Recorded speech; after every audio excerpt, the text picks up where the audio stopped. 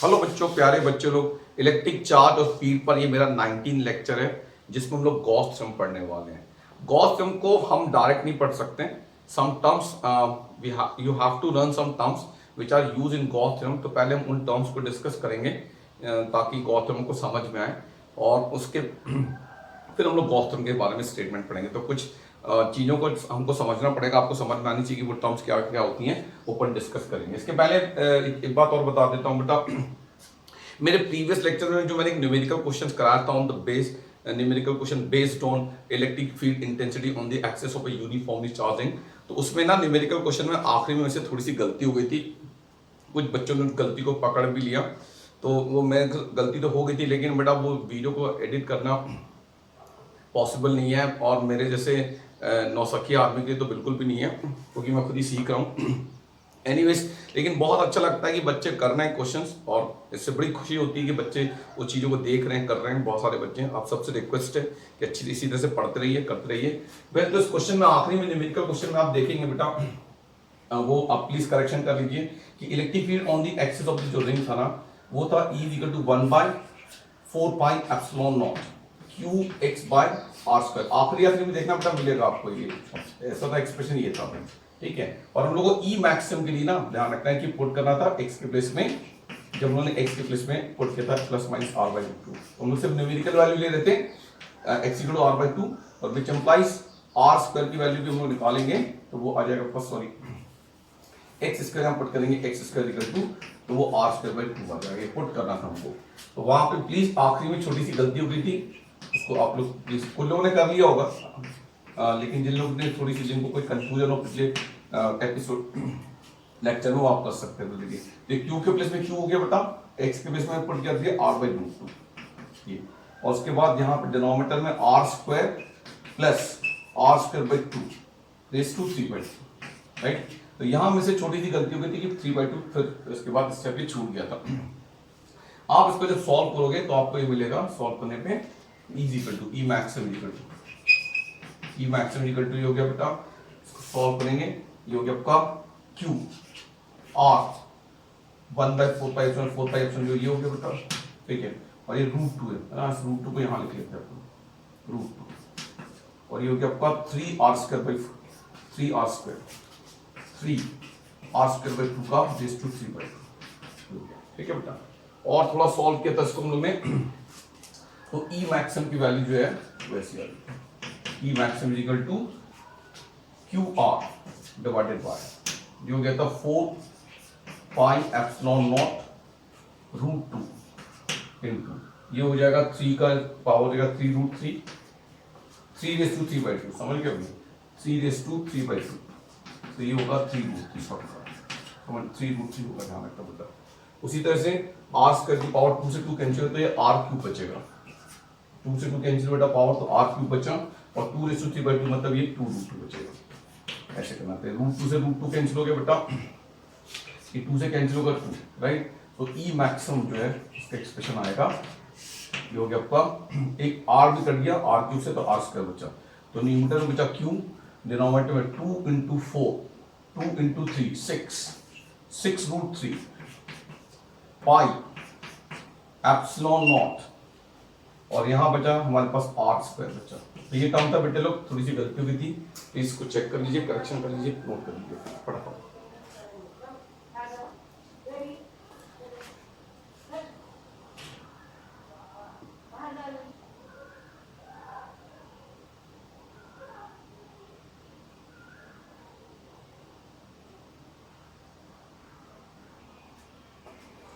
देखिए बच्चे लोग, हम लोग ने अभी तक जितने भी कूलम्स लॉ के फोर्स और इंटेंसिटी की जो एक्सप्रेशन डेरिवेशंस की थी, उसमें हमारे पास ना पॉइंट चार्ज हमने कंसीडर किया था। अगर आपको याद हो, एक पॉइंट चार्ज के बीच में हम लोग बोलते थे 2 पॉइंट चार्ज के बीच कूलम फोर्स लग रहा है, या एक पॉइंट चार्ज की वजह से इलेक्ट्रिक फील्ड इंटेंसिटी का एक्सप्रेशन था E is equal to 1/4 pi epsilon naught Q by R square.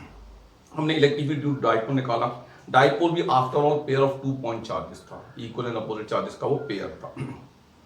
और लास्ट जो हमारा डेरिवेशन था प्रीवियस लेक्चर में हमने जो किया था, electric field intensity on the axis of a uniformly charging, उसमें भी हमने पूरे रिंग के चार्ज को छोटे छोटे पॉइंट चार्जेस में, स्मॉल चार्जेस डी में डिस्ट्रीब्यूट करके दिया था। तो पॉइंट ये है कि अगर गिवन चार्ज पॉइंट चार्ज नहीं है, अगर कोई गिवन चार्ज पॉइंट चार्ज है, तब तो उसके फोर्स और इंटेंसिटी की कैलकुलेशन हम लोग कर सकते हैं। बट अगर गिवन चार्ज जो है, नॉर्मली प्रैक्टिकल लाइफ में जो चार्ज बॉडी होती है अक्सर वो पॉइंट साइज की नहीं होती है। और अगर आपको याद होगा कि Coulomb's law is strictly applicable to the point charges, और इलेक्ट्रिक फील्ड अगर जो फोर्स और इंटेंसिटी की जो कैलकुलेशन की है वो पॉइंट चार्ज की वजह से की है। पर अगर गिवन चार्जेस पॉइंट चार्ज नहीं है तो उनकी वजह से इलेक्ट्रिक फील्ड होता तो है, पर उसकी डिटर्मिनेशन, उनकी कैलकुलेशन या तो बहुत मुश्किल है या इम्पॉसिबल जैसी होती है, तकरीबन बड़ी डिफिकल्ट होती है।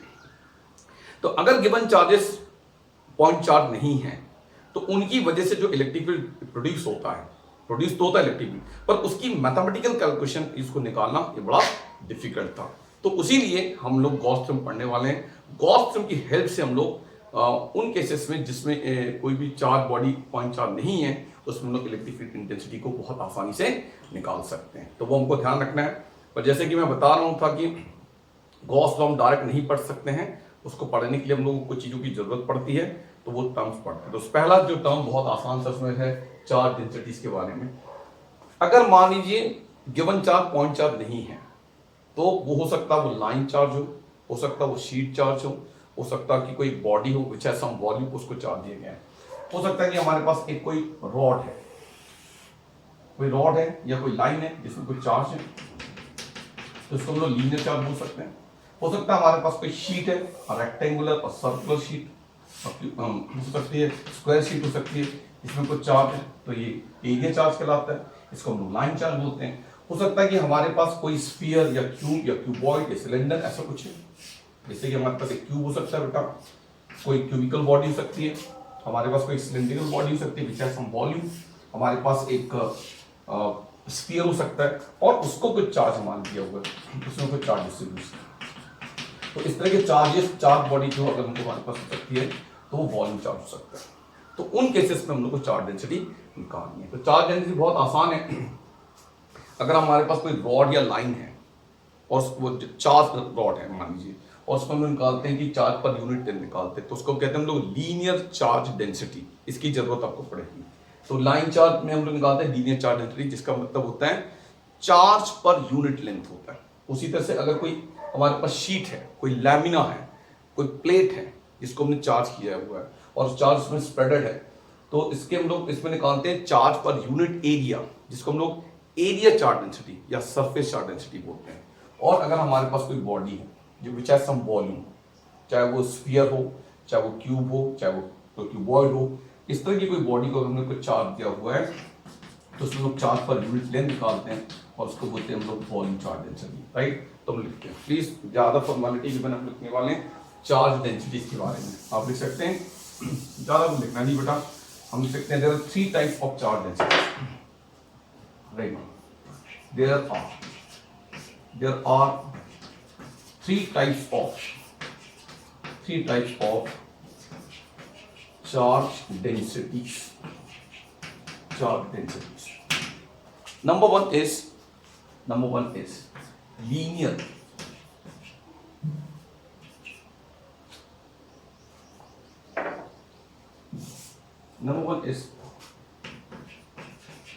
Linear charge density. Denoted by lambda. इसका सिंबल है लैम्डा का। linear charge density आप चाहें तो से बना सकते हैं साइड में कहीं पे, कि हमारे पास कोई लाइन है इसको कुछ चार्ज नहीं और इसकी लेंथ एल है जिसमें क्यू चार्ज डिस्ट्रीब्यूट है, ठीक है। और इसकी डेफिनेशन है लीनियर चार्ज डेंसिटी की, इट इज और linear charge density is charge per unit length. It is charge per unit length. It is charge per unit length. Charge per unit length.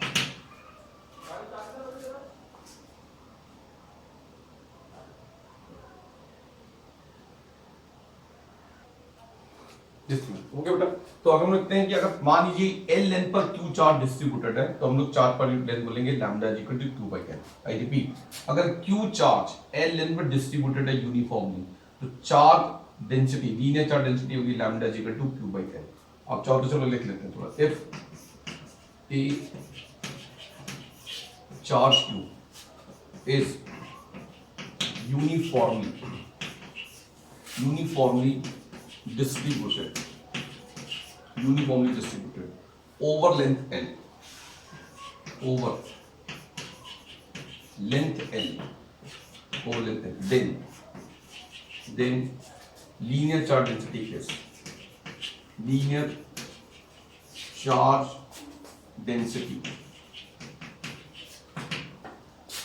is given by lambda is equal to q upon h.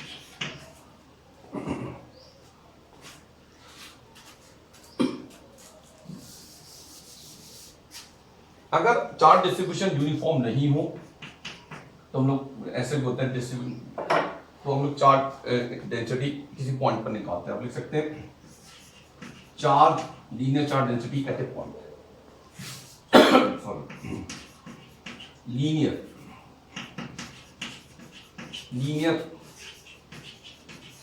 Charge density at a point, lambda equal to होता है d/d। ये formula non uniform distribution में ज्यादा use होता है, पर uniform distribution में भी लग सकता है। बहुत छोटे से लेकिन डीएल पर अगर dq चार्ज हो तो आप देख सकते हो वहां पर जो चार्ज डेंसिटी होगी लीनियर चार्ज डेंसिटी वो dq/d के इक्वल होगी, ठीक है।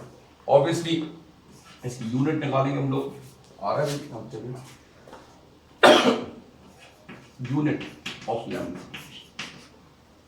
चार्ज यूनिट हो गई कूलम बेटा, और लेंथ भी प्लीज नोट करें।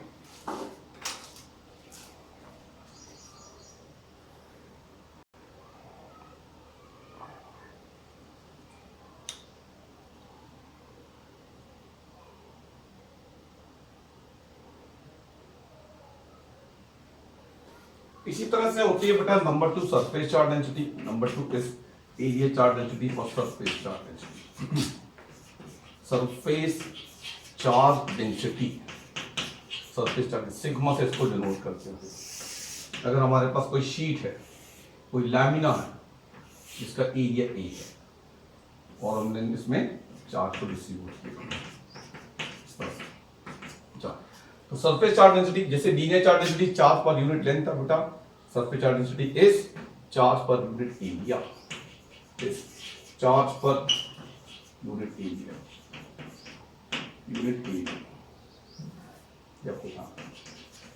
और आप सब लोग जानते हैं ज्यादा कुछ लिखने की जरूरत नहीं है, हम लोग लिख सकते हैं surface charge density sigma equal to charge by area, जैसे चार्ज बाय लेंथ होता था ये ना यूनिफॉर्म डिस्ट्रीब्यूशन में, तो ये सिग्मा हो गया। और हम लोग लिख सकते हैं इसी तरह से surface charge density at any point, at any location हम लोग लिख सकते हैं डिफरेंशियल फॉर्म में, और सिग्मा इक्वल टू d/d होता है, कभी कभी इसकी भी जरूरत पड़ जाती है।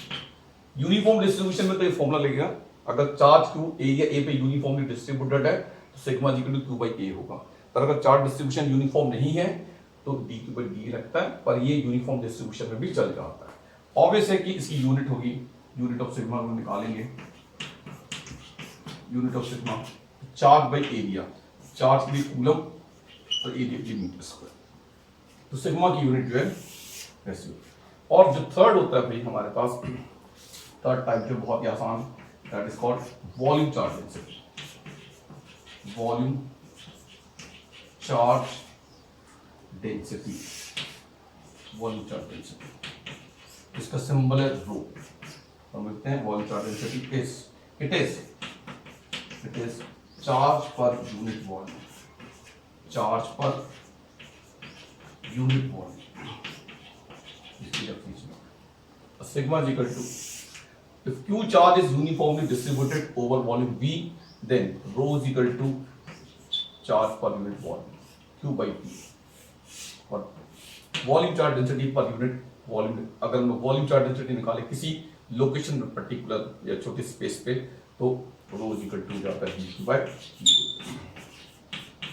ये भी फॉर्म होता है, ठीक है ना। यूनिट ऑफ रो लिखेंगे बेटा हम लोग, तो unit of rho is equal to charge के लिए कूलम और वॉल्यूम के लिए मीटर, यहाँ तो ये तीन तरह की चार्ज डेंसिटी हमने पढ़ ली है, linear charge density, surface charge density, volume charge density, charge per unit length, charge per unit area, charge per unit volume, please note करें।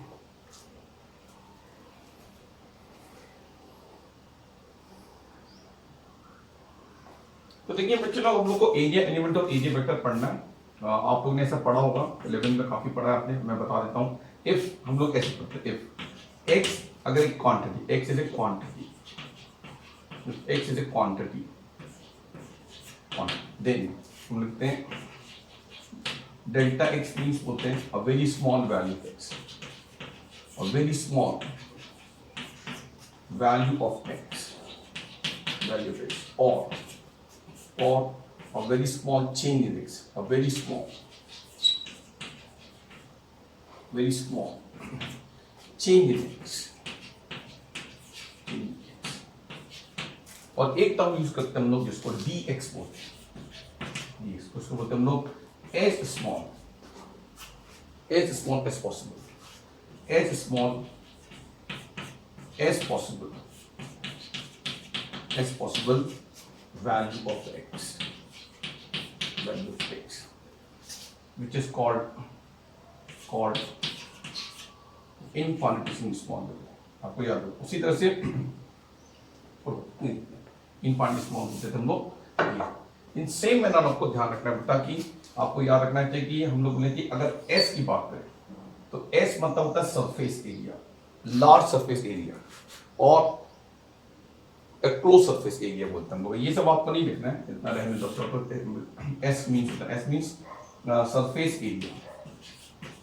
Surface area of a large surface और a closed surface,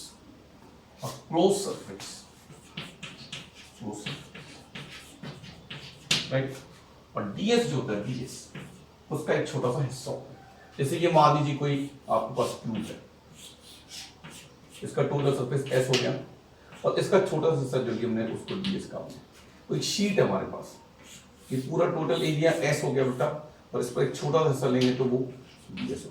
तो ds को बोलते हैं हम लोग negligibly small as possible. ds is as small as possible, value of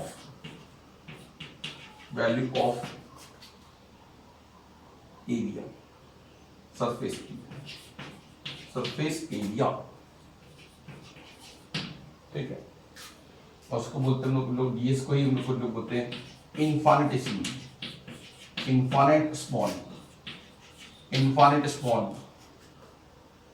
small value of area, और इसी को ds को ही हम लोग कहते हैं area element. This is called area element. ये सब सिंबल्स आपको जो हम बता रहे हैं वो लिखना चाहिए, आपको बनना चाहिए बेटा। इनको आप भले ही ना लिखें पर आप ds वगैरह को लिखें। तो S एक बड़ा सरफेस है, एक बड़े सरफेस को हम लोग S बोलते हैं, और उसके एक बहुत ही छोटे से हिस्से को हम लोग ds बोलते हैं। तो भैया वैसे तो ये बहुत ही छोटा होता है, मतलब इसका ds जो है मिलीमीटर स्क्वायर में या माइक्रोमीटर स्क्वायर में होता है, पर समझने के लिए हम इसको थोड़ा सा बड़ा बना देते हैं, ध्यान रखना। और हम लोग का इंपॉर्टेंट है एरिया वेक्टर के बारे में पढ़ना, तो ध्यान रखना बच्चे लोग। आप यहाँ पे जैसे मान लीजिए कोई छोटा सा एरिया, इन एक्चुअल ये एरिया बहुत ही छोटा है, पर हम लोग समझने के लिए इसको बड़ा बना रहे हैं।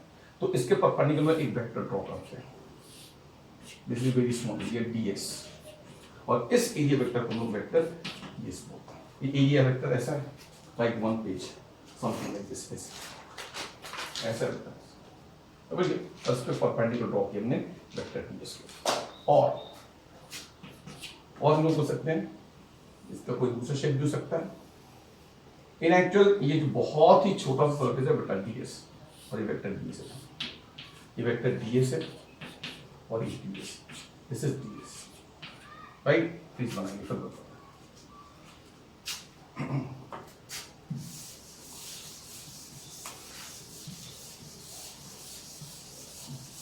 तो हम लोग पढ़ रहे हैं एरिया वेक्टर बच्चे लोग। अब क्या तो हेडिंग डाल सकते हैं फिर से, area vector,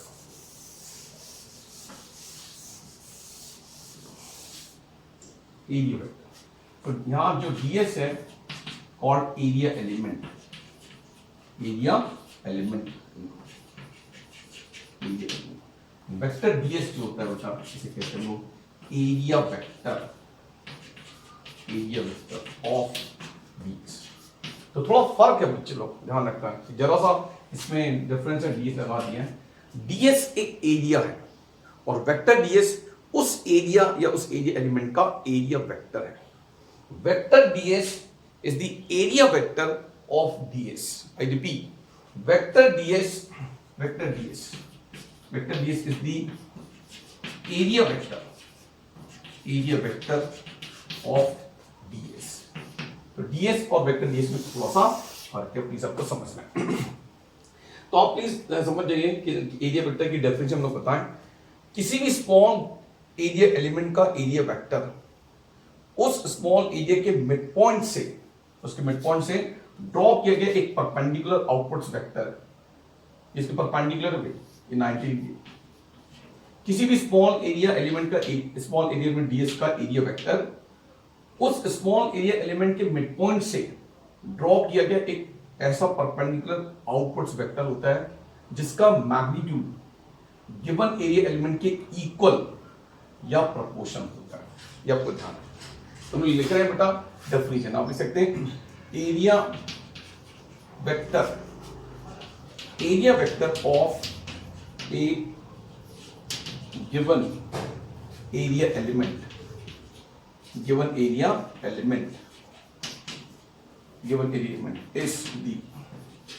is the vector drawn perpendicular outwards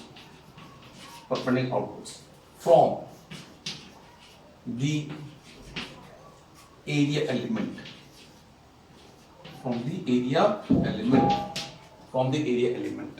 RS पे बेटे तो पूरा नहीं आ रहा।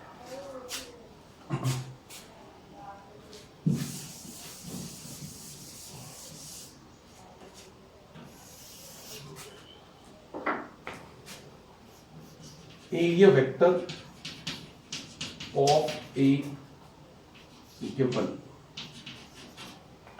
Area element is the vector drawn perpendicular outwards from the midpoint of the area element having unit area, having magnitude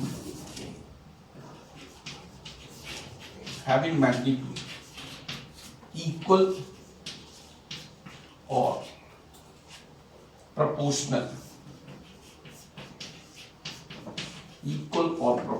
to the surface area of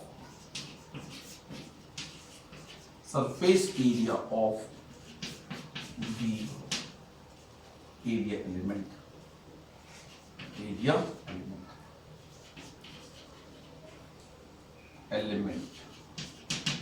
समझ में आ रही है बच्चों का डेफिनेशन? वेक्टर डीएस इस डीएस का एरिया वेक्टर है और ये ऐसा वेक्टर है जिसका मैग्नीट्यूड, जिसका मॉडुलस इस गिवन एरिया के इक्वल या पैरेलल है। ध्यान रखना, प्लीज नोट कीजिए।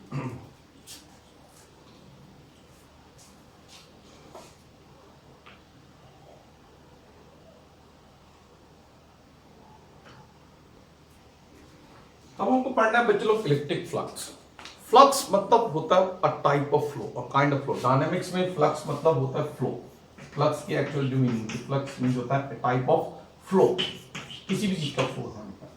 तो जहां भी फील्ड होगा फ्लक्स जरूर होगा। इलेक्ट्रिक फील्ड में इलेक्ट्रिक फ्लक्स होगा, मैग्नेटिक फील्ड में मैग्नेटिक फ्लक्स होगा, ग्रेविटेशनल फील्ड में ग्रेविटेटिक फ्लक्स होगा।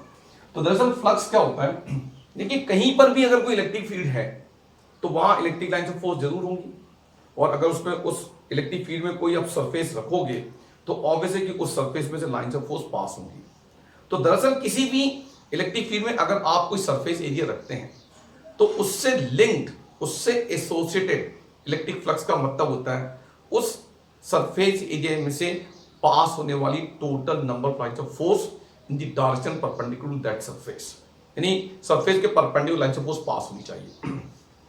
तो flux is nothing, it is just the total number of lines of force passing through a given surface और given surface area, given area element.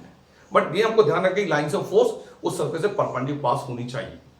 पर सवाल ये कि अगर लाइंस ऑफ फोर्स परपेंडिकुलर पास नहीं हो रही तो क्या, तो हमको क्या करना है कि अगर लाइंस ऑफ फोर्स किसी भी गिवन एरिया एलिमेंट से किसी भी गिवन एरिया से परपेंडिकुलर पास नहीं हो रही है तो हम लोग परपेंडिकुलर में उसका कंपोनेंट ले लेते हैं cos थीटा से मल्टीप्लाई करके। मैं रिपीट कर रहा हूं, किसी भी गिवन एरिया एलिमेंट से लिंक्ड इलेक्ट्रिक फ्लक्स का मतलब होता है उस सरफेस में से पास होने वाली total number of lines of force, total number of lines of force in the direction perpendicular to that surface. तो अगर कोई लाइंस ऑफ फोर्स किसी कोई इलेक्ट्रिक फील्ड है उसमें हमने एक सरफेस रख दिया और उस सरफेस से लाइंस ऑफ फोर्स परपेंडिकुलर पास हो रही है तो you just count the total number of lines of force, वही फ्लक्स है। पर अगर लाइंस ऑफ फोर्स परपेंडिकुलर पास नहीं हो रही है तो आपको उस परपेंडिकुलर से उसका कंपोनेंट निकालना पड़ेगा और इसलिए हम लोग उसका cos थीटा मल्टीप्लाई करते हैं। पर मैथमेटिकली आप लोग जानते हैं, हमको ध्यान रखना है कि किसी भी स्मॉल एरिया एलिमेंट से लिंक इलेक्ट्रिक फ्लक्स जो है इलेक्ट्रिक फील्ड वेक्टर E और एरिया वेक्टर ds के डॉट प्रोडक्ट के इक्वल होता है, ये आपको ध्यान रखना है। और ये भूलना नहीं है आप लोगों को, मैं बता चुका हूं बेटा बार बार, ds और वेक्टर ds में डिफरेंस आपको बनना चाहिए। What is ds? Small area element. और vector ds is the area vector of ds, vector ds is the area vector of ds जिसका मैग्नीट्यूड, जिसका मॉडुलस इस ds के एरिया के इक्वल है और इक्वल नहीं तो प्रोपोर्शनल है, ये आपको ध्यान रखना। तो इसी तरह से ध्यान रखना जैसे आपको बताया था कि ds और s में डिफरेंस, ds मतलब वेरी स्मॉल एरिया एलिमेंट और s मतलब टोटल सरफेस और लार्ज सरफेस। उसी तरह से आपको ध्यान रखना कि यहाँ पे भी d5 और 5 लिखा जाता है, d5 एंड 5। तो लोग E लिखते हैं भाई ऐसे, E फॉर इलेक्ट्रिक, नहीं लिखोगे तो भी चल जाएगा। तो d5 मींस होता है बेटा इलेक्ट्रिक फ्लक्स, जो सिंबल यूज करते हैं। d5 होता है electric flux, electric flux through a small area element होता है, स्मॉल एरिया एलिमेंट। और जो 5 होता है बेटा होता है electric flux through a large area, large surface और a closed surface। Please note down, पहले आप लिख लो सिंबल, फिर हम लोग डिस्कस करते हैं इसके बारे में। अब मान लीजिए कि कहीं पर भी कोई एक इलेक्ट्रिक फील्ड है भाई, एक इलेक्ट्रिक फील्ड है,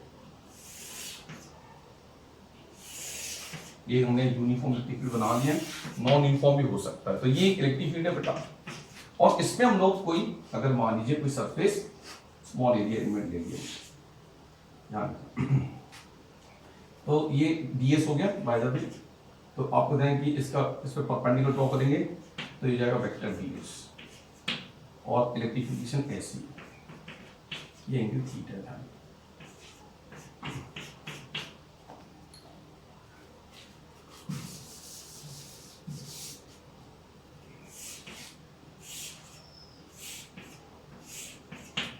फिर यहां पर मान लीजिए ये सरफेस हमने लिया, मान लीजिए कि यहाँ पे हमारे पास कोई एरिया में इसको सीधे से रखें ऐसे,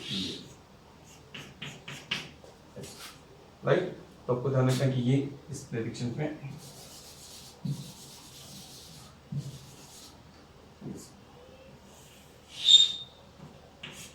वेक्टर ds हो गया बेटा, y ds हो गया। यहाँ पे थीटा की वैल्यू 90 है, सॉरी वेक्टर d और वेक्टर पैरेलल E, और यहाँ पर अगर एरिया एलिमेंट ऐसे भी हो सकता है तो उस कंडीशन में वेक्टर ds ऐसा होगा, जबकि इलेक्ट्रिक फील्ड है वो ऐसा।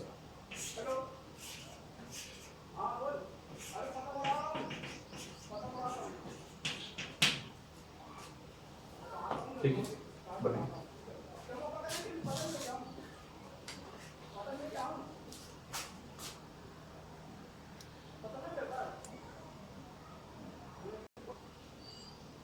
बच्चे लोग नोट कर लीजिए, फटाफट बना लीजिए। यहाँ पे थीटा की वैल्यू जो है बिटवीन 0 टू 90 डिग्री है।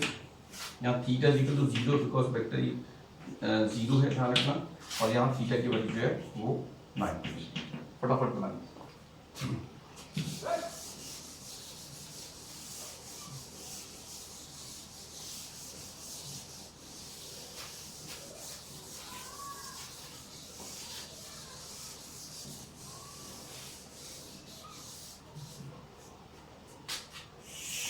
हो गया बच्चे लोग सब लोग?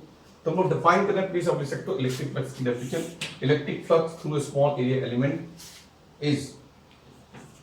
is the total number of lines of electric force, lines of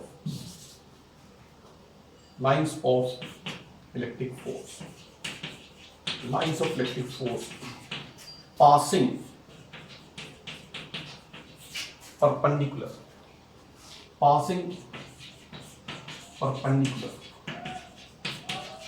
to that area element। ये बच्चा प्लीज पढ़ो।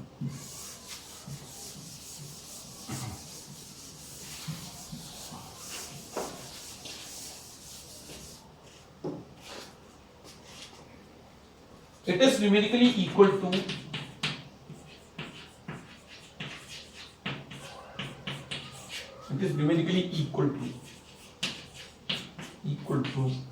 the scalar product of numerically equal to the scalar product of vector E, electric field E and area vector ds. d phi means electric flux through small area element. कुछ लोग पाई ई लिखते हैं बेटा, E for electric होता है, आपको लिखना है तो लिखिए, otherwise E dot ds and this is equal to E ds cos theta। यहां पे लिख सकते हो where theta is the angle between vector E and vector ds। Please note करो। अब तो ये डॉट प्रोडक्ट है, सब लोग जानते हैं डॉट प्रोडक्ट है, स्केलर प्रोडक्ट है, तो इलेक्ट्रिक फ्लक्स एक स्केलर क्वांटिटी होती है, ये भी हम लोग देख सकते हैं। इसको बच्चे लोग 2-3 बार पढ़िए, 2 बार पढ़िए, 2 बार देखिए, क्योंकि गॉस थ्योरम को पढ़ने से पहले सारे टर्म्स आपको बनना बहुत जरूरी है। ये सब टर्म्स यूज कर रहे हैं हम लोग गॉस थ्योरम के लिए, इसका बनना आपके लिए जरूरी, तभी आपको गॉस थ्योरम समझ में आएगा। ऐसी मुश्किल बात नहीं है, but this are new terms which are used, जैसे इलेक्ट्रिक फ्लक्स, एरिया एलिमेंट, ये सब हमको पढ़ना पड़ेगा फ्लक्स के बारे में। d phi हो गया सबका? तो अभी हम लोग लिखते हैं बेटा, ध्यान रखना है, d phi इक्वल टू, हो गया सबका? उसके बाद लिख सकते हो note, electric flux is a scalar quantity. Electric flux is a scalar quantity। एक बात। और दूसरी बात है, outgoing flux is taken positive. Outgoing flux is taken positive and incoming flux negative, and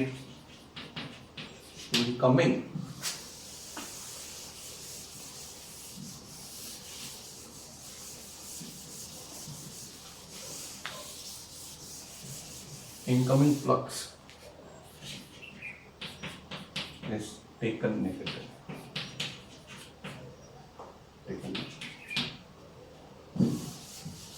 Units of electric flux,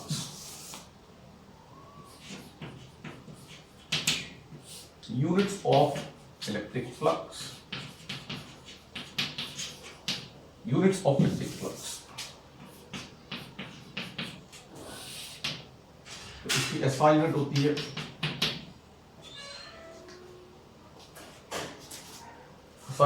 है Newton per coulomb per metre square. Electric field देखिए भाई D phi equal to हम कह रहे हैं D phi equal to E D S. Electric field की newton per coulomb और area के लिए मीटर स्क्वायर। और दूसरी यूनिट एक और होती है, जल्दी आप पढ़ोगे, इलेक्ट्रिक यूनिट एक और होती है वोल्ट पर मीटर, वी इक्वल टू ई होता है और एरिया की मीटर स्क्वायर। तो एक यूनिट इसकी वोल्ट इनटू मीटर होती है, हमें वो अपन बाद में पढ़ेंगे, volt into metre. One another unit is volt into metre. Please note करें।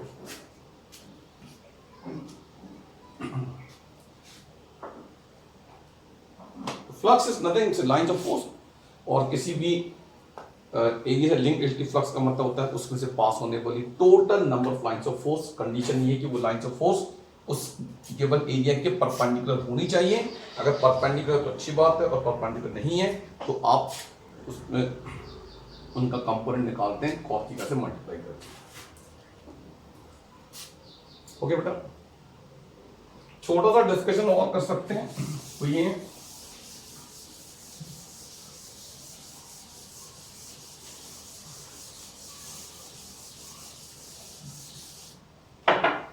देखिए भाई डी फाइव इक्वल टू कहा है E dot D S. E dot D S है बेटा, तो E dot D S equal to हो गया, तो ये E D S cos theta हो गया। तो इसके दो चीजें सिंपल सी हैं, ध्यान रखना है। Theta equal to 0 when vector E and vector D S are parallel. ये कब होगा मालूम है? जब कोई भी एरिया किसी भी इलेक्ट्रिक फील्ड के परपेंडिकुलर होगा, ऐसे देखिए जरा, इलेक्ट्रिक फील्ड और यही डायरेक्शन इलेक्ट्रिक फील्ड की है, और ये वेक्टर डी एस, ये डायरेक्शन वेक्टर डी एस। आपको प्लीज समझना है, इसमें थोड़ी सी कंफ्यूजन है। जब कोई given area element D S electric field के परपेंडिकुलर रखा होता है, तब थीटा की वैल्यू 0 होती है। आता है समझ में ये बात कि नहीं बच्चे लोग? अरे परपेंडिकुलर में 0 बोल रहे हैं, ये वेक्टर डी एस है और ये वेक्टर ई है मान। जब कोई एरिया एलिमेंट किसी इलेक्ट्रिक फील्ड के परपेंडिकुलर रखा है, तो ये तो वेक्टर डी तो परपेंडिकुलर, लेकिन एरिया वेक्टर तो ऐसा होगा इलेक्ट्रिक फील्ड की डायरेक्शन में ना। डीएस जो है एरिया एलिमेंट, वो इलेक्ट्रिक फील्ड के परपेंडिकुलर है, लेकिन एरिया वेक्टर और इलेक्ट्रिक फील्ड दोनों पैरेलल है। थोड़ा ध्यान रखना है। वैसे भी मैं बार बार बता चुका हूं, इसको दोबारा आप देखिए। Area vector is perpendicular to the area element होता है, भूलना नहीं आपको। तो आपको ध्यान रखना है कि जब भी कोई एरिया एलिमेंट किसी इलेक्ट्रिक फील्ड के परपेंडिकुलर होता है, तो लाइन ऑफ फोर्स उसके वेक्टर डी से वेक्टर पैरेलल होते हैं, उस कंडीशन फ्लक्स होता है मैक्सिमम। फाइव इक्वल टू होता है E D S cos 0, cos 0 बार होता है, that equal to E D S which is maximum. और नंबर 2,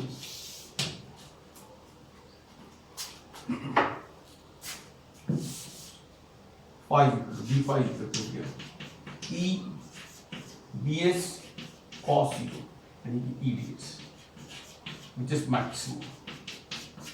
और नंबर 2, अगर कोई एरिया या एरिया एलिमेंट इलेक्ट्रिक फील्ड के परपेंडिकुलर हो, सॉरी पैरेलल इलेक्ट्रिक पैरेलल, तो वेक्टर डीएस ऐसा होगा ना, क्योंकि वेक्टर डीएस डीएस के परपेंडिकुलर, तो इलेक्ट्रिक फील्ड हो गया ऐसा। इस कंडीशन में क्या होगा? नंबर 2 पॉइंट हम लोग लिख रहे हैं, when vector E and vector DS are mutually perpendicular,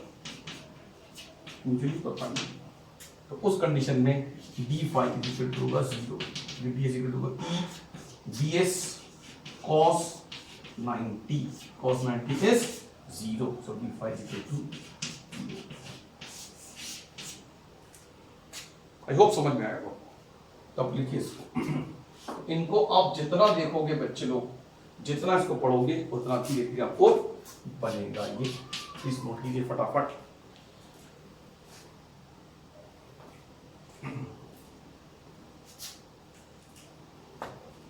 हो गया सबका? जिनका नहीं हुआ वही पॉज करके लिखिए इसको। नाउ एक छोटा डिफरेंस और पढ़ लेना चाहिए आप लोग को, जो मैं बता चुका हूँ, difference between d5 and phi. d5 और फाई में लिखा चुका हूँ। d5 जिक्र होता है e dot ds, e dot ds, and phi का मतलब होता है, what is d5? d5 is the electric flux through small area, flux or electric flux, flux through small area element, small area element, small area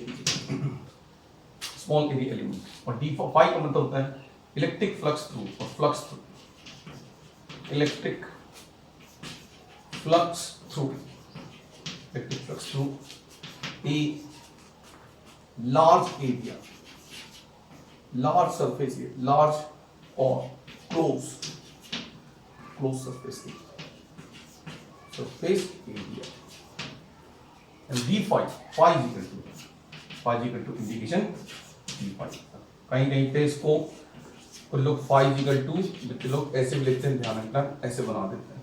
जब ऐसा बना होगा तो समझ जाना क्लोज सरफेस की बात हो रही है, ये सिंबल है क्लोज सरफेस।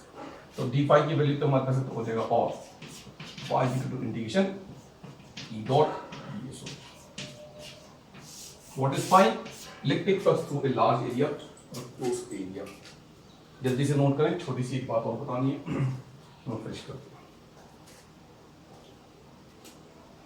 एक वर्ड यूज करते हैं सब लोग, सबसे अक्सर वर्ड यूज होता है, और वो वर्ड होता है गॉस सरफेस, गॉसियन सरफेस। लीजिए गॉसियन सरफेस। हालांकि हमने गॉसियन नहीं पढ़ा है, पर फिर भी क्योंकि यूज होगा इसलिए हम बता दिए। Any close surface, any close, real और इमेजिनरी, गॉस हम यूज करते समय अगर हम कोई भी क्लोज सरफेस लेते हैं, चाहे वो रियल हो चाहे इमेजिनरी हो, उसको हम लोग गॉस सरफेस बोल सकते हैं। बस इसका से मतलब close surface, Gauss surface means close surface. Using Gauss theorem, any real और imaginary surface which is close is termed as Gaussian surface. तो गॉसियन सरफेस की डेफिनेशन है, Gaussian surface is any real or imaginary close surface. बस उसकी condition छोटी सी ये बेटा कि क्लोज होना चाहिए भाई सरफेस, उसको हम लोग गॉस सरफेस या गॉसियन सरफेस बोल सकते हैं। प्लीज नोट कीजिए।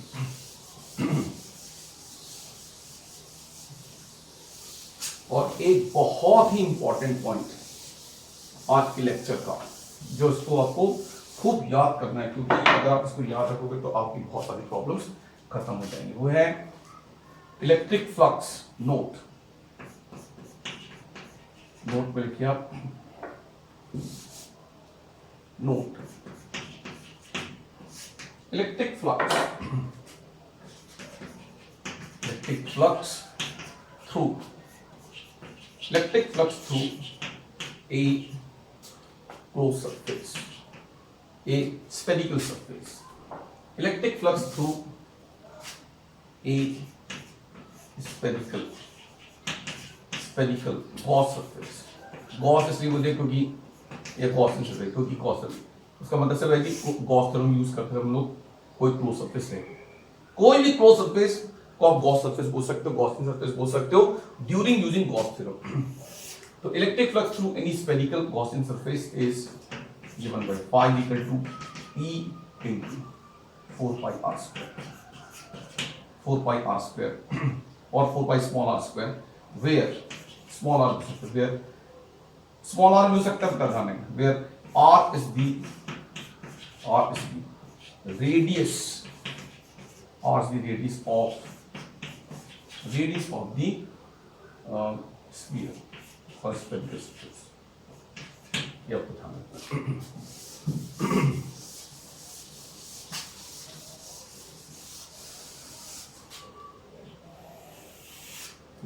ठीक है, ये कैसे हुआ मैं आपको थोड़ा सा एग्जांपल बता देता हूं। मान लीजिए कि किसी कहीं पर, देखिए भाई इमेजिन करो कि कहीं पर एक पॉइंट चार्ज है, जस्ट एग्जांपल है भाई, कहीं पर प्लस पॉइंट चार्ज है, इस पॉइंट को सेंटर मान के अगर हमने एक स्फीयर ड्रॉ किया, तो आप जानते हैं इस स्फीयर के सेंटर पे इमेजिनरी स्फीयर है, तो इस स्फीयर को हम लोग बोल सकते हैं कि ये स्फेरिकल गॉसियन सरफेस है, स्फेरिकल गॉसियन सरफेस है, स्फेरिकल गॉसियन सरफेस जिसके सेंटर पे एक प्लस क्यू चार्ज है। तो आप सब लोग जानते हैं डिस्टेंस ऑफ आर होगा इक्वल डिस्टेंस है। अगर ये सब डिस्टेंसेस आर हैं फॉर एग्जांपल, तो इनके किसी भी पॉइंट पर आप इलेक्ट्रिक फील्ड का मैग्नीट्यूड निकालोगे तो सेम आएगा। डायरेक्शन की बात कर रहा हूँ, मैग्नीट्यूड की बात कर रहा हूँ। तो इलेक्ट्रिक फील्ड यहाँ पे आएगा 1/4π क्यू बाई आर स्क्वायर, तो ये सब सेम होगा, कांस्टेंट होगा बेटा, ठीक है। और हम लोग यहाँ पर अगर छोटा सा एक एरिया एलिमेंट लें, ये ds मान, तो वेक्टर ds ऐसे होगा क्योंकि vector ds small element ds के परपेंडिकुलर होता है और यहाँ पे इलेक्ट्रिक फील्ड डिस्ट्रीब्यूशन भी ऐसी होगी। तो इस केस में हर जगह पर, हर पॉइंट पर, अगर मान लीजिए कहीं पर एक पॉइंट चार्ज रखा हुआ है, इस पॉइंट चार्ज को सेंटर मानकर, it is just an example, आपको तो ये रिजल्ट याद रखना बेटा कि अगर मान लीजिए किसी पॉइंट पर एक प्लस क्यू चार्ज रखा हुआ है, उस पॉइंट चार्ज को सेंटर मानकर हम लोग आर रेडियस का स्फीयर इमेजिन करें और उस स्फीयर को हम लोग गॉसियन सरफेस कंसीडर करें, तो इस imaginary Gaussian surface, spherical Gaussian surface के सभी पॉइंट्स पर इलेक्ट्रिक फील्ड E का मैग्नीट्यूड कांस्टेंट होगा, E होगा कांस्टेंट इन मैग्नीट्यूड, और हर पॉइंट पर electric field E and vector ds जो है वो पैरेलल होंगे, are parallel at every point, at every point consequently थीटा की वैल्यू होगी 0 होगी भाई 0। तो आप देखिए इस केस में क्या होगा, अगर थीटा की वैल्यू 0 होगी तो अगर हमको इस क्लोज सर्फेस का टोटल फ्लक्स निकालना है तो फाई इक्वल टू का इंटीग्रेशन E डॉट ds, इसे सॉल्व करेंगे तो मिलेगा E जगह ds जगह cos 0, क्योंकि हर पॉइंट पर थीटा की वैल्यू 0 है, cos 0 होता है 1, तो ये हो गया पास सॉल्व करेंगे तो फाई इक्वल टू गया integration E ds, since E is constant so E can be taken outside, तो मिलेगा इंटीग्रेशन ds, ठीक है, और इंटीग्रेशन ds कितना होता है, s होता है बेटा। तो फाई इक्वल टू हो गया पास E, और स्फीयर का सरफेस एरिया होता है 4πr², कभी स्मॉल कभी r वो डिपेंड करता है। All of you are requested, humbly requested and suggested कि इस लेक्चर को थोड़ा अब 2 बार पढ़ें, देखें, क्योंकि इनमें सारे टर्म्स यूज करने वाले हैं। तो ये सब जब आपको बनेगा तब आपको गॉस थ्योरम बनेगा और उसमें बड़ा इंटरेस्ट आएगा, और which is very important. Gauss theorem के कोई ना कोई क्वेश्चन 100% आते ही हैं, ध्यान रखना। तो आज के लेक्चर में इतने रखते हैं। Thank you very much, I love you all of you.